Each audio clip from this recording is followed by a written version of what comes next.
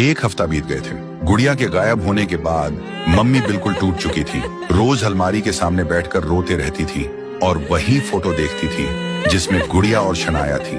फिर एक दिन मम्मी हॉस्पिटल गई और पापा के सामने रोते हुए बोली, पहले शनाया गई थी, फिर तुम कोमा में, अब गुड़िया भी चली गई वही अलमारी में।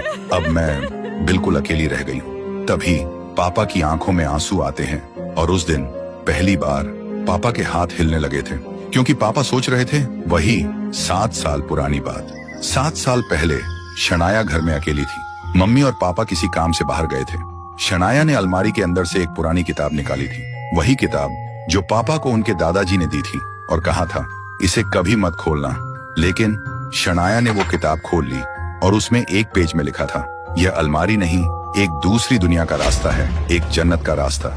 शनाया बोली, वाह, ये तो कमाल की किताब है, और वो अलमारी में घुस गई। जैसे ही अंदर गई, अलमारी का दरवाजा अपने आप बंद हो गया।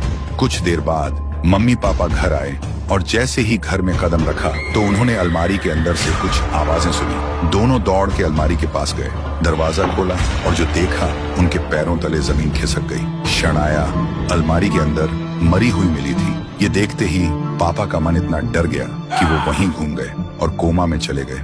अब मम्मी सब कुछ समझ चुकी थी। वो अलमारी एक श्रापित द्वार है, एक नरक का रास्ता। फिर एक दिन मम्मी ने सोचा इस अलमारी को अब खत्म कर देना चाहिए, लेकिन तभी उसकी नजर उसी किताब पर गई।